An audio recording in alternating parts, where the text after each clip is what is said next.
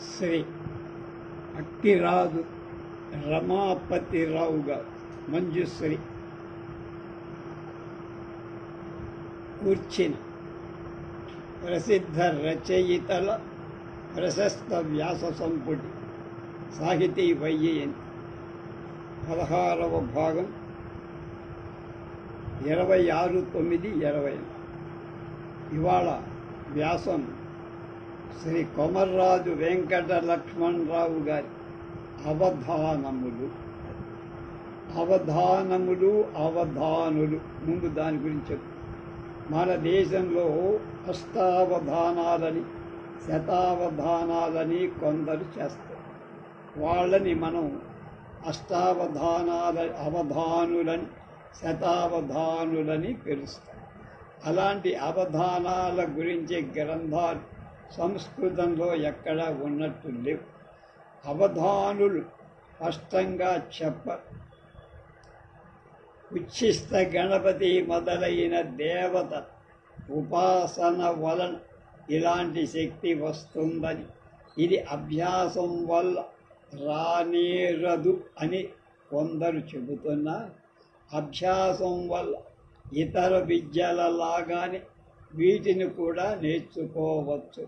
కందుకూరి వీరేశలింగం గారి స్వీయ చరిత్ర 1వ భాగం 3వ ప్రకరణంలో అని ఇప్పుడు విద్వాంసులు నమ్ముతారు.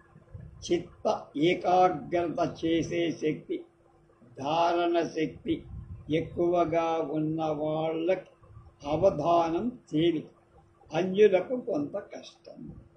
అవధానం గురించి పై వ్యాసం చదివే వాళ్ళకి ఒక్కసారి ఏక సమయ అవచ్ఛేదం 8 విషయాలను కానీ 100 విషయాలు కానీ మనసు ఎలా గ్రహిస్తుంది అన్న సందేహం కలగగా అవధాని అన్ని అష్టావధానాలలో కానీ శతావధానాలలో కానీ అవధాని అన్ని విషయాలు ఏకకాలంలో గ్రహించాడు అనటం నిజం కాదు.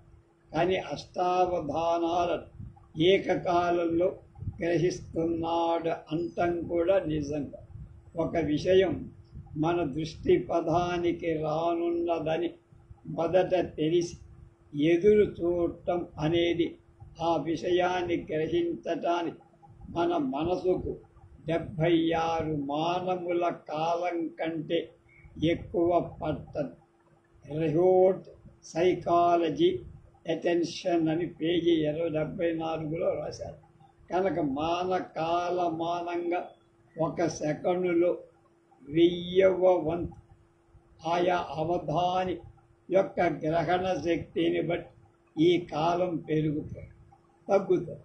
కనుక అతి సూక్ష్మ కాలంలో గ్రహింపబడే విషయాలన్నీ మనకు ఒకే కాలంలో జరిగినట్లు కనిపించిన భిన్న కాలాలలో మనస్సు చేత అవి గ్రహింపబడు. ఇదే కాక ఈ అవధానంలో అవధాన కార్యం కంటే ధారణ, రిటెన్షన్, స్మృతి, రిప్రొడక్షన్, మెమరీ అనే మానస క్రియల పనే ఎక్కువ. మొదట పృచ్ఛకుడి ప్రశ్న, ద్వితీయ పృచ్ఛకుడి ప్రశ్న ఏకకాలంలో అడగబడు, ప్రత్యుత్తరాలను ఏకకాలంలో ఇవ్వబడు, ఒకరి తర్వాత.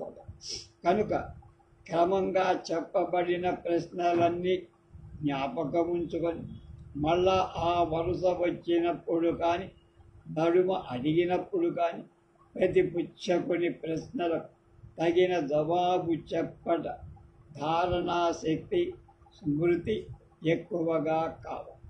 అవధారణం, ధారణా, స్మృతి అనేవి వేర్వేరు మానవ వ్యాపారాలైన వీటికి పరస్పర సంబంధం ఉంది.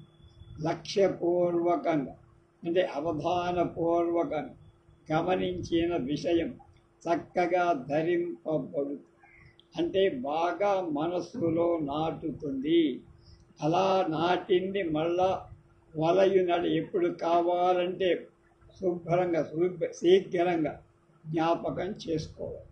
ఇక అష్టావధాన శతావధాన విధానాలు వాటికై చేయబడే ఉపాయాలు సంగ్రహంగా చెబుతాం. అష్టావధానం. అష్టావధానం అంటే ఏకకాలంలో 8 విషయాలను మనస్సు చేత గ్రహించి ధరించడం. ఏకకాలం అంటే మిక్కిలి అవ్యవధి గల కాలం. శాస్త్రీయ రీతి చేత ఇవి భిన్న కాలాలే అయినా వ్యావహారికంలో ఏకకాలంగానే కనపడదు. సాధారణంగా కవిత్వం, వ్యస్తాక్షరి, గణితం, సమస్య, పూరణం, కావ్యపాఠం, సదరంగం, సంభాషణ అనే 8 కార్యాలను అవధాని ఒకే కాలంలో చేస్తారు.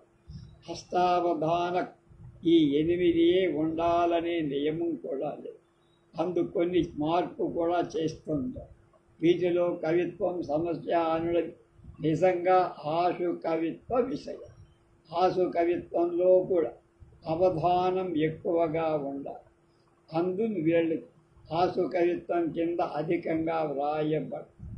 వ్యస్తాక్ష ఒక వాక్యంలో పదం ఒక్కొక్కటిగా పృచ్ఛకుని ఇష్టం వచ్చిన క్రమంలో ఇన్నవ అక్షరం ఇది అని చెప్పితే ఆ అన్నవ అక్షరం విని చివరకు మూలవాక్యం ఇది అని అవధానం చెప్పి చెబుతాం. లేదా ఎవరికీ తెలియకుండా కాగితం పైన వాక్యం రాసి అక్షరాల అంకెలు వేసి అక్షరాలను కత్తిరించి అందు ఇష్టం వచ్చిన క్రమంలో ఒక్కొక్కటి అవధానికి చూపుతారు. అర్థయుక్తమైన వాక్యమైతే అక్షరాల సమహవాసం కొంతవరకు జ్ఞాపక శక్తికి సాయం చేస్తుంది. కానీ అనేకసార్లు పృచ్ఛకుడు వాక్యంలోని పదాలు ఇయ్యక అర్థం లేని అక్షర సమూహం ఒకటి కల్పించవచ్చు. అందులోని అక్షరాలు చెప్పు. లేదా అవధానికి తెలియని భాషలో వాక్యాలలోని అక్షరాలనైనా చెప్పు. అప్పుడు ఈ అవధానం కొంచెం కష్టమవుతుంది. దీని తర్వాత దీనికి శతావధానంలో చెప్పబడిన 100 స్థిర శబ్దాలు సహాయం తీసుకో. దీని తర్వాత రచింపబడిన శతావధాన విధానం చదవాలి. స్థిరనామములకు ఈ అక్షరాలు స్థిర సంబంధం కలగ చేసుకో. వీలైనంత వరకు పృచ్ఛకుడిచ్చిన అక్షరం ఒక శబ్దం యొక్క ప్రథమ అక్షరంగా ఉండేటట్లుగా చూసి ఆ శబ్దాన్ని అవధాని మనస్సులో ధ్రువ శబ్దాన్ని సంబంధంలోని ధ్రువ శబ్దాన్ని కలుపుకో. 9వ అక్షరం చ అనే అవధానం యొక్క 9వ ధ్రువ శబ్దాన్ని పాము అనుకోండి. అప్పుడు అవధాని పాము చలిచీమల చేత చిక్ చావదే సుమతి అని ఒక వాక్యాన్ని కల్పించుకుంటాడు. మళ్ళా అతడు వరుసగా అక్షరాలు చెప్పేటప్పుడు 9వ సంఖ్య అతని మనస్సులో రాగానే పాము అనే ధ్రువ శబ్దం దాంతో పాటు పాము చలిచీమల చేత చిక్కి చావదే అనే మాట తూచి 9వ అక్షరం చ అని స్పష్టపడతాడు. ఈ క్రియ అంతా అభ్యాసంతో 1 సెకండ్ కంటే తక్కువ సమయంలో జరుగుతుంది. ఇష్టాక్షరం శబ్దానికి మొదట ఉండటానికి వీలు లేకపోతే శబ్దాల మొదట ఉండటానికి వీలు లేని ఎడ శబ్దానికి మధ్యలో చివరలో ఉండేటట్లుగా ఏర్పాటు చేసుకోవచ్చు. 3, 4 హల్లులు కలిసిన సంయుక్తాక్షరమైన ఎడల ఆ అక్షరాలు విడదీసి వేరైన పదాలు అవుతుందో పదములుగాను ఏర్పాటు చేసుకోవాలి. శా కింద గావత్తు యావత్తు అనే అక్షరం ఇస్తే అది ఒక శబ్దం దొరకటం దుర్లభం కనుక దానికి గుర్తుగా సంగయ్య అనే శబ్దాన్ని కల్పించుకొని ధ్రువ శబ్దంతో కలుపుకోవాలి. ఈ శబ్దంలోని మొదటి అక్షరం నెక్కు, 2వ అక్షరం గిక్, 3వ అక్షరం ఈయక్ ఉద్బోధికంగా ఉంటుంది. అభ్యాసం వల్ల ఈ కల్పనా శక్తి రోజు పెరుగుతుంది. కొంచెం శ్రద్ధగా ఉండాలి. ఒకప్పుడు ఇతరాలైన అవధానాలు ఒకసారి తటస్థించదు. ఇప్పుడు అప్పుడు పొరపాటుగా. ఇది కూడా కాక వీడిని లెక్క పెట్టేటప్పుడు 1, 2, 3, 4 అని లెక్క పెట్టుకుంటే ఎక్కడైనా అంకెలు పొరపడచ్చు. కిందటి తడవ లెక్కించింది 3, 4 అని అనుమానం రాదు.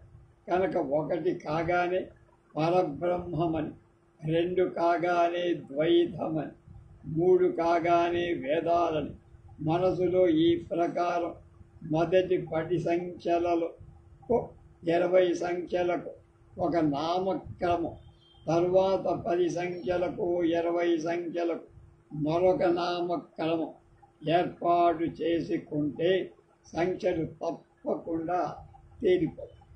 గణిత విషయంలో లెక్కలు చేయటం కూడా ఉంది. కొందరు కూడికలు, గుణహార, భాగహారాలు చేస్తారు. కొందరు ఇంగ్లీష్ తారీఖు ఇచ్చి మనసులో లెక్కేసి వారం చెప్పారు. అందుకై వీరు గణిత శాస్త్రంలో ఇలాంటి లెక్కలు చేయటానికై సులభ పద్ధతులను నేర్చుకున్నాం. కలన గణితం శతావధానంలో 100 మంది పృచ్ఛకులు వరుసగా కూర్చుండి అవధానిని క్రమంగా 100 విషయాల గురించి ఇష్టం వచ్చిన వృత్తాలలో వర్ణింపమని కోరుతారు. అవధాని మొదటి వాడి వద్ద ఉండి చివరి వాడి వరకు వరుసగా ఒక్కొక్కడికి వాడు కోరిన విషయాల గురించి వర్ణన, వాడు కోరిన వృత్తంలో మొదటి చరణం చెప్పుకుంటూ 100వ వాడికి ప్రథమ చరణం చెప్పిన తరువాత మొదటి పృచ్ఛకుడి వద్దకు వచ్చి మళ్ళా అక్కడి నుంచి క్రమంగా 100 మందికి వారి 2వ చరణం చెప్పు. ఇలా క్రమంగా 4 చరణాలు పూర్తి చేస్తారు. తర్వాత మొదటి నుండి చివరి దాకా వాటి వరకు ఒక్కొక్కని చూసి వాడి పద్యాలు పూర్తిగా 4 చరణాలు చదివి కొన్ని అవధానాల్లో అన్ని వర్ణనలే పెట్టగా కొన్ని సమస్యలు, కొన్ని లెక్కలు, ఇంగ్లీష్ తేదీ ఇచ్చి వారం చెప్పమని అష్టావధానాలలాగా గంటలు కొట్టడం, పూలను లెక్కేయడం మొదలైనవి చేస్తారు. కానీ వర్ణాల సమస్యలే ఎక్కువ. కనుక కవిత్వం చెప్పగలిగిన వారే సాధారణంగా శతావధానం చేస్తారు. వాళ్ళ భాషా జ్ఞానాన్ని బట్టి వర్ణనలు, సమస్యలు సంస్కృతం, తెలుగు, పార్సీ మొదలైన భాషల్లో చెబుతారు. పూర్తిగా శతావధానం చెయ్యటానికి 16 గంటల నుంచి 24 గంటలు పడుతుంది. ఇన్ని గంటలు ఒకటే సభ చేయటం కష్టం కనుక రోజుకి 5-6 గంటలతో సభ చేసి 3-4 రోజుల్లో పూర్తి చేయటం కూడా ఉంది. ఇది ఆంధ్రదేశ ఆచారం. ఉత్తర హిందూ దేశంలో అవధానమైన ఒక్క సభలో పూర్తి చేయాల్సిందే. ఏ అవధానం ఇట్లా కాని నాడు వాడు అవధానమని అననే అని. కనుక అక్కడ శతావధానాలు 8, 16, 25 అవధానాలే ఎక్కువ. శతావధానం చాలా ప్రదం కనుక సాధారణంగా ఒక్కసారి చెప్పిన వాడు శతావధాని అన్న బిరుదు వస్తుంది. అలాంటి వాడు విక్రేతడు.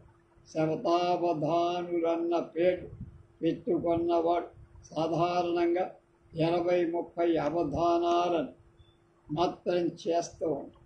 శతావధానంలో 100 పృచ్ఛకులు అడిగిన వర్ణన విషయాలను, వృత్తాలను, రసాక్షరాన్ని జ్ఞాపకం ఉంచుకోవాలి.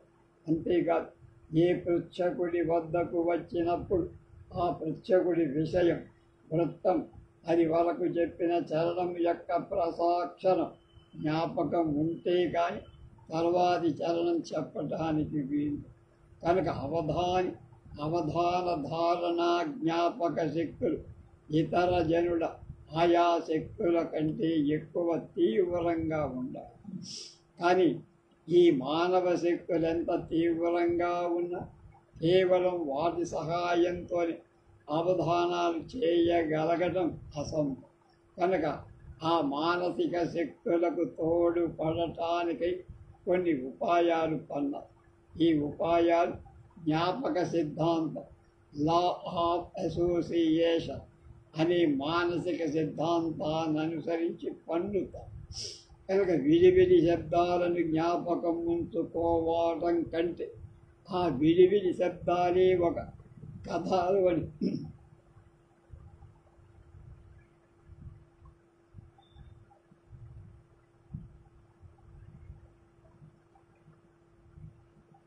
ఒక కథారూపంగా చెప్పబడితే జ్ఞాపకం చేసుకోవడం శైలి. ఈ కథలోని ప్రతి శబ్దాన్ని ఇతర శబ్దాలతో కథారూప సాహచర్యం సహవాసం కలిగి ఉన్నందున ఇది ఇతర శబ్దాలకు జ్ఞాపకంగా రిమైండర్గా పై పుట్టే కట్టే కుట్టే తెచ్చే అనే మాట అర్థం లేనివిగా చెప్పి జ్ఞాపకం ఉంచుకోమంటే కష్టం.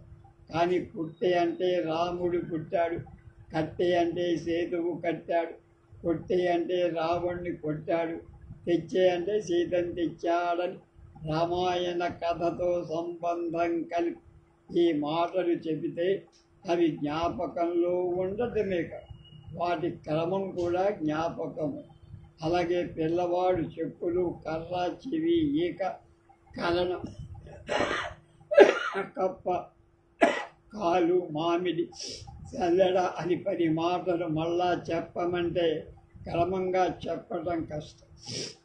ఈ పదాలనే ఒక కథగా నల్లి ఒక పిల్లవాడు చెప్పుతూ తొడుక్కొని కర్ర పట్టుకొని చెవిలో ఈక కలం దూర్చుకొని కరణాన్ని వెక్కిరిస్తూ నడవ అతని కాలొక కప్పపై పడి చేతిలో మామిడి పండు జారి కింద పడి జల్లెడల అంతటా చిల్లులు పడిపోయింది అని చెబితే ఈ పదాలన్నీ జ్ఞాపకం తేలిగ్గా ఉంటాయి. వాటి క్రమం కూడా జ్ఞప్తిలో ఉంది. అలాంటి కొన్ని యుక్తులని అవధానులు ఉపయోగించాలి. వాటి విధం కొంచెంగా చెబుతా అంటున్నా. అవధానం చేయటం నేర్చుకున్నప్పుడు మొదట అవధాని 100 పేర్లు క్రమం తప్పక వదిలివేయి. ఆ పేర్ల జాబితా ఒక్కొక్క అవధానికి ఒక్కొక్క విధంగా ఒకటే విధంగా ఉండాలనే నియమం లేదు. కానీ ఇద్దరు అవధానులు కలిసి అవధానం చేస్తే తప్పు, లేకపోతే అవధానం తప్పు. ఆ పేర్ల జాబితాలోనే ఏ పేరు చెప్పినా అవధాని సంఖ్య వెంటనే చెప్పేటట్టు, సంఖ్య చెబితే ఆ పేరు చెప్పేటట్టు ఆ జాబితాను వర్ణించి అలవాటు చేసు. అవధాన జాబితాలు 1వ శబ్దం శంకరుడు, 37వ శబ్దం చీపురుగట్ట, 75 గుర్రం, 98 ఉయ్యల అనుకుంటే బాగా వల్లించిన అదేవిధిగా ఆ సదాకృత వృత్తిని అలవాటు చేసుకొన్నందుకు అవధాని గారికి 1 అనగానే శంకరుడు అనగానే 1వ సంఖ్యాజ్ఞ. అలాగే అన్ని సంఖ్యల గురించి శబ్దాల గురించి అవి తెలుసుకో. ఇది అవధానాల మొదటి పాఠం. ఇలా శబ్దాలతో సంసిద్ధుడైన అవధాని తన శబ్దాలను పృచ్ఛకుడి ప్రశ్న విషయాన్ని సంబంధం కలిపే కథలు అల్లటం నేర్చుకో. అవధాని 1వ పృచ్ఛకుడి దగ్గరికి రాగా అతడు నాకు పరీక్షా ఫలితానికై ఎదురు చూస్తున్న పిల్లవాడి మానసిక అవస్థ వర్ణింపమని అడుగుతాడని అనుకుంది. అవధాని 1 అంకె శంకరుడు కనుక శంకరుడికి పరీక్ష, పిల్లవాడికి సంబంధం కల కథ 1 కల్పించు.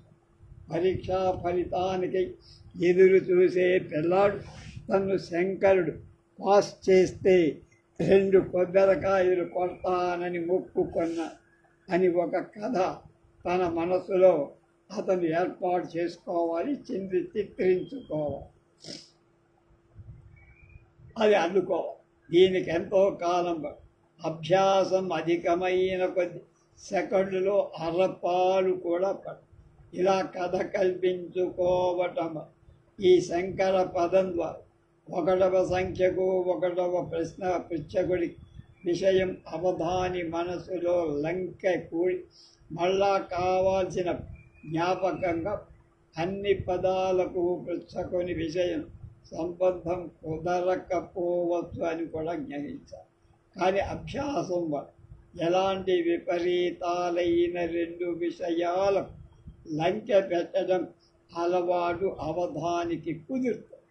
పరీక్ష పిల్లవాడికి ఇతర శబ్దాలకు సంబంధం ఎట్లా కుదురుతుందో చూద్దాం. 1వ పృచ్ఛకుడు కాక 38వ పృచ్ఛకుడు ఈ పరీక్ష పిల్లవాడి విషయాన్ని వర్ణింపమని కోరాడను. అవధానుడు 38వ శబ్దాన్ని చీపురు కట్ట పిల్లవాడి దేని సంబంధం కల్పించటం ఎట్లా?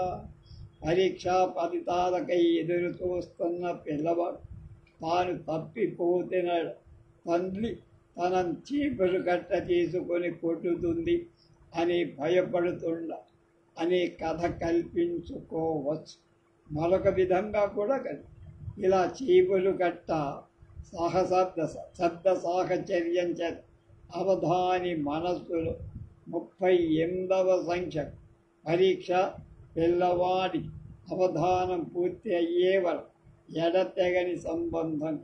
మళ్ళా అవధాని ఆ పుచ్చకుడి దగ్గరకు వచ్చి 2వ చరణం చెప్పమని అడగగానే ఎడమ ఎదుర్చినటువంటి ఆ 38వ ప్రశ్నకు జవాబు చెప్పమని అడిగినప్పుడు కానీ అవధానికి ఈ కల్పిత కథ వర్ణనీయ విషయం చెప్పిరాగా ఇదివరకు చెప్పిన చరణాలలో అందిస్తాం. అలాగే 75వ వాడు ఈ విషయాన్ని వర్ణింపమని కోరితే 75వ శబ్దం గుర్రంతో పరీక్షా బాలకుడి కల్ప. ఇప్పుడు పెద్ద గుర్రం ఎడల ఎక్కి సినౌట్ హౌస్కు వెళ్ళి పరీక్షా ఫలితాన్ని కనుగొని వస్తా అని విద్యార్థి అనుకున్నాడు అని కథ కల్పించు. 98వ వాడు అడిగితే ఆ బాలుడి మనస్సు ఉయ్యాలలాగా ఊగుతోందని అనొచ్చు. అలా కొంచెం ఆలోచన చేస్తే ఎలాంటి శబ్దాన్నైనా ఎలాంటి విషయాలతోనైనా కల్పన చేయాలి. కల్పించుకునే కథలు సందర్భాలు వినటానికి సొంపుగా ఉండాలని లేదు. ఎలాంటి అవకతవకలున్నా ఎలాంటి విచిత్రాలైన ఊహలు కలిగి ఉన్నా ఉండదు. అవి అవధాని మనస్సులోనే ఉంటాయి, బయటకు రావుగా. కనుక ఇతరులకు చెప్పరుగా. ఆయన మనస్సులో 2 విషయాలకు సంబంధం కలగటమే ఇక్కడ ఇంపార్టెంట్. కనుక స్థిరనామాలకు వర్ణన విషయాలకు సాధారణపు కథ పొసగన స్థిరనామాలకు సంబంధించిన లేక పోలిన ఇతర నామాలతో సంబంధపరచి భయంకర కృత్యాలు కానీ విపరీత కార్యాలు కానీ అద్భుత చర్యలు కానీ కల్పించుకుంటే మన పఠనంలో అవి దృఢంగా నాటుకుంటాయి. అలాగే 25వ సెటిల్మెంట్ గురించి అడిగాడనుకోండి. అవధానులు వాళ్ళకి 20వ శబ్దం శ్రీరాముడు అనుకుందాం. శ్రీరాముడితో కథ కల్పించుకోవటానికి వీలైనప్పుడు బలరాముడు, పరశురాముడు, రాముడు మొదలైన పేర్లతో కలుపుకోవచ్చు. అవధానులు మాననీయులైన మోచర్ల రామచంద్రరావు గారి ఎరుగుదురేని మాననీయులైన రామచంద్రరావు గారు లెజిస్లేటివ్ కౌన్సిల్లో సెటిల్మెంట్ను గురించి ప్రతిపక్షాల గుండెలు అదరినట్టుగా సంభాషించారు అని కల్పించు. ఈ ప్రకారం పుచ్చక సంఖ్య జ్ఞాపకం వచ్చినతోనే దానికి సంబంధించిన విషయం జ్ఞాపకం చెప్పుకునే ఉపాయమే ఇప్పుడు చెప్పింది. ఇక వృత్తము ప్రాసము జ్ఞాపకంలో ఉపాయం ఎద్దో ఆలోచన. 10-20 అవధానాలు మాత్రం చేసేటప్పుడు విషయ జ్ఞాపకం రాగానే దాని గురించి అంతకు పూర్వం చెప్పిన చరణం జ్ఞాపకం రావటానికి వస్తుంది. కానీ 100 అవధానాలు చేయాల్సి వచ్చిన ఏవైనా గుర్తుపెట్టుకున్న ఒకప్పుడు అవధానాలు పొరపడవు. కనుక అలాంటి అనుమానాలు వచ్చినప్పుడు నిశ్చయ బుద్ధి కలగటానికి వృత్తాన్ని కూడా అంతకు పూర్వం కల్పించుకున్న కథతో లెంకెబెట్టాలి. శార్దూల, మత్తేభ, ఉత్పలమాల, చంపకమాల, శ్రీస, కంద, తేటగి, ఆటవెరది మొదలైన వృత్తాల పేర్లు కానీ గుర్తులు కానీ కథలో కలిసేటట్లుగా అల్లుకో. ఒకటవ ప్రశ్న పరీక్షకుడు పరీక్ష పిల్లవాడిని గురించి శార్దూలలో వర్ణించమని అడిగాడు. పిల్లవాడు శంకరుడి ధ్యానించి కొబ్బరికాయ కొట్టేదని ముక్కుతాడు అని కల్పించుకుని అది ఇదివరకు చెప్పు. ఇందు వృత్తం సంగతి కూడా కావాలి కనుక పిల్లవాడు శంకరుడి శార్దూలాంబరుడిగా ధ్యానించి కొబ్బరికాయ కొట్టెనని మొక్కాడు అని కథ కల్పించు. మత్తేభం చెప్పమంటే గజధర్మధరుని ధ్యానించరు అనుకో.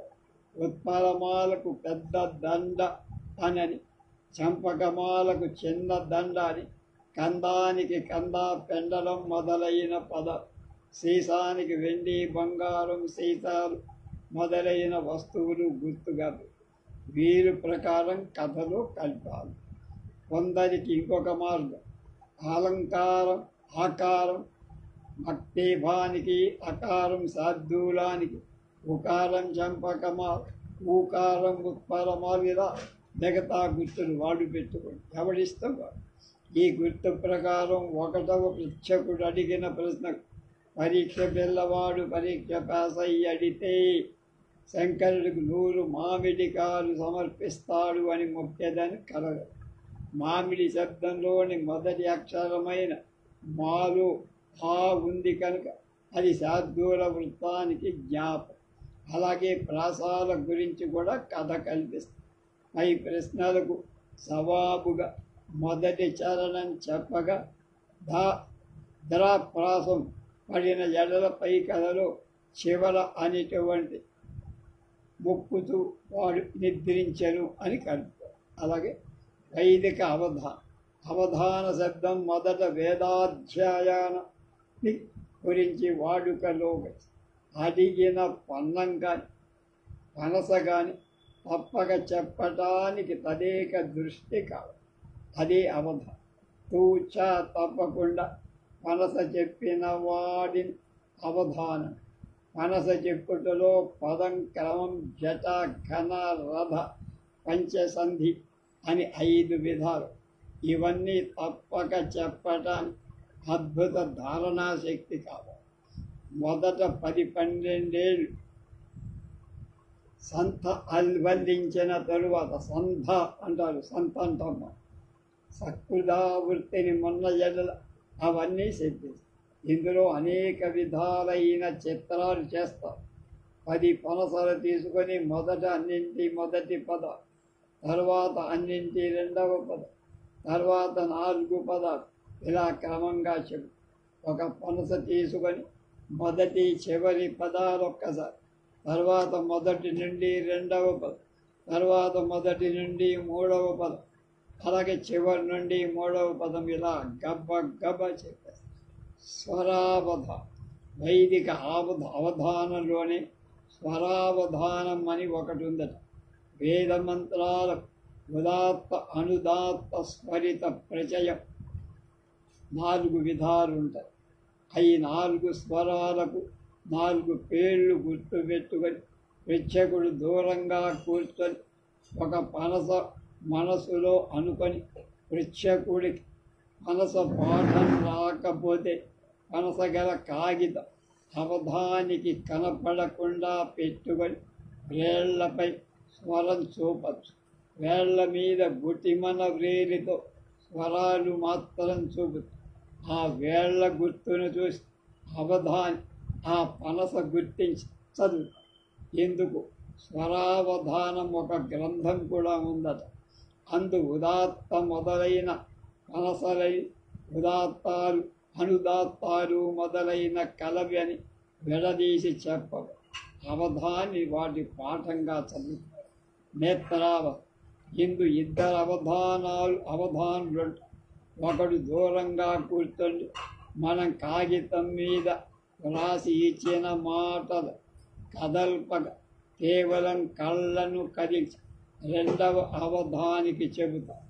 అతడు ఆ కళ్ళ చలనాన్ని చూసి ఆ మాటలు నోటితో చెబుతాడు. వీళ్ళిద్దరూ మొదట అక్షరాలను కనుసవ్యలు ఏర్పరుచుకుంటాం అనేది స్పష్టం కదా.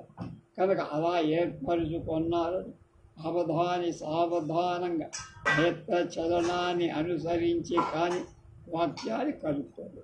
కనుక అంతకుముందు ప్రాక్టీస్ అవధానం యోగం. ఇటీవల మన తెలుగుదేశంలో అవధానాల పిచ్చి, ఆసు కవత్వాల పిచ్చైపో. ఏ పిల్లవాడు అష్టవాద, 4 పద్యాలు అల్ల నేర్చిన ప్రతివాడు శతావ.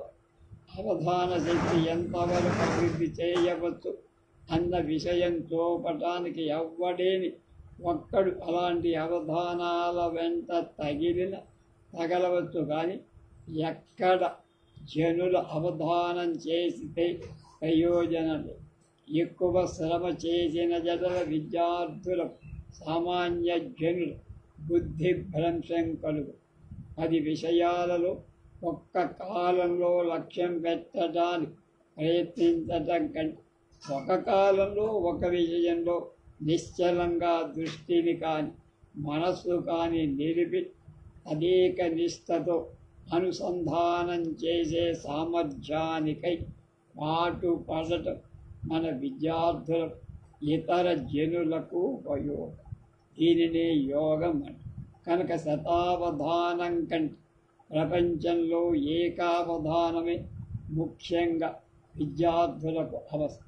ఇతర విషచయాలతో మరచి ఏక విషయంలో కొంచెం కాలమై పూర్తిగా మనసు నిలిపితే ఈ విషయాన్ని 1000 సార్లు వల్లించిన దానికంటే గట్టిగా స్పష్టంగా అచ్చలంగా కదలకుండా అది మనసులో నిలబడిపో. గ్రంథ సంగ్రహం. అవధానాన్ని గురించి సంస్కృతంలో గ్రంథం ఉన్నట్టు కనపడదనుకున్నాం.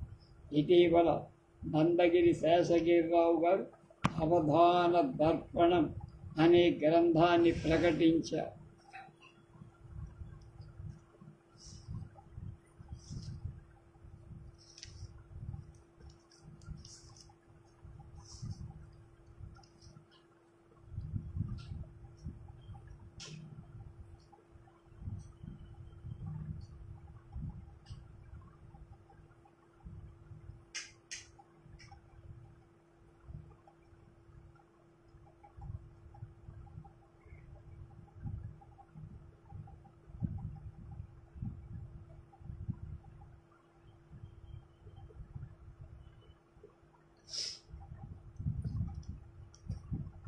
తన అనుభవాలని పుస్తక రూపంగా ప్రపంచానికి తెలపడం ఎంతో గొప్పతనం.